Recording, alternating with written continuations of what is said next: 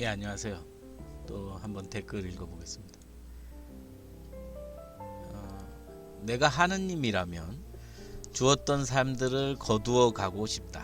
함부로 삶을 쓰며 낭비하는 걸 보니 두 번 다시는 인간이란 삶을 주고 싶지 않다.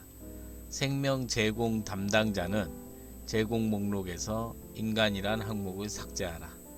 갖은 애를 써서 고도의 사유 능력을 만들어 주었건만 오로지 의식주 추구에만 소모하고 마니 부모된 너희들도 알리라.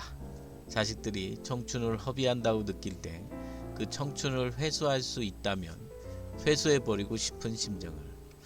선생님 말씀하신 이 청춘을 허비는 아마 우리가 바쁘게 살으라는 얘기는 아니에요. 제가 확신합니다. 그 유류의 삶이, 그러니까 새어나가는 삶은 강박적으로 막 삶을 쪼개서 뭐 시간 단위로 뭘 하고 이런 말씀은 아닌 것 같더라고요. 그런 게 아니라 우리가 지금 여기서 그 고도의 사유 능력처럼 기술을 개발하고 뭐 좋은 말들을 좋은 글을 쓰고 뭐 창작을 하고 이런 것도 물론 중요하지만 그 시작과 끝을 정확히 볼 줄 아는 그 능력이 있음에도 왜 그렇게 뭔가 추구에만 이렇게 뭐 한쪽 방향으로만 이렇게 사유의 능력을 쓰냐, 이런 말씀일 수도 있고요. 분명히 우리는 고도의 사유 능력으로 삶을 풍요롭게 하고 여러 사람을 득되게 할 수도 있지만 그러한 것에서 자신의 집착이나 혹은 여러 사람들한테 끼치는 영향을 간과하고 어떤 그룹, 단체나 나라나 혹은 개인이나 자신의 이익만을 추구하는 순간 그 고도의 사유 능력은 아마 청춘을 허비하는 듯한 그런 어떤 시간이 되지 않을까. 그래서 시간을 바쁘게 살고 뭐 그러란 얘기가 아니라 아마 선생님 말씀에 좀 더 정확히 앞과 뒤를 보고, 그리고 꼭 해야 할 일과 하지 않아도 될 일, 혹은 하지 말아야 될 일, 이런 것들에 대해서 한 번쯤은 다시 생각해 보면서 살 수 있지 않나, 뭐 그런 말씀이라고 생각하고 있습니다. 오늘 제가 사고를 쳐가지고 선생님 또 길게 글을 남겨주셨어요. 홍제님에게 사고라는 마음 수행의 기회가 있었군요. 다행히 사람이 다친 큰 사고가 아닌 듯하여 마음이 놓입니다. 일상의 갑작스러운 사고는 언제나 우리의 마음을 먼저 흔듭니다. 그럴 때는 공부하는 사람답게, 수행자답게 사고를 수습하는 게 좋겠지요. 수행자에게 적용해 볼 수 있는 대강의 사고시 마음 수습 절차를 얘기해 보려 합니다. 읽어두셨다가 일부라도 사고 때 기억이 난다면 도움이 될지 모르겠습니다. 뭐라고 해도 제일 먼저 확인해야 할 것은 손해 계산이 아니라 사람의 안전이겠지요. 먼저 살아있음 또는 나와 상대가 크게 다치지 않았다는 사실을 확인하게 되면 당황한 마음이 조금 가라앉습니다. 이때 몸과 마음의 상태를 관하며 확인합니다. 사고 때 당황 속에서 이 알아차림은 엄청 중요합니다. 이 알아차림이 작은 사고를 큰 불행으로 확대하지 않는 갈림길입니다. 감정과 사실을 분리해야 합니다. 사고 직후에는 누구라도 억울함, 분노 등의 사고 상황에 따른 반응 감정이 즉시 올라옵니다. 하지만 감정은 순간적으로 커질 뿐 실제 사실과는 다를 수 있습니다.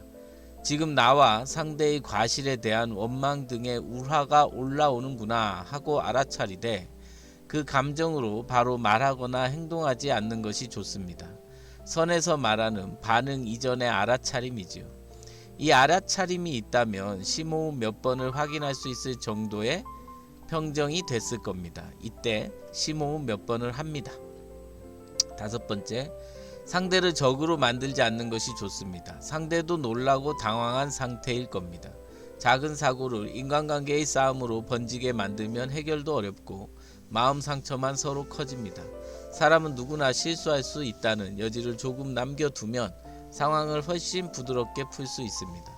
손해보다 마음의 누수를 줄이기, 차 기스라든지 스크래치 흠집보다 더 큰 손해는 마음의 기스와 소모입니다.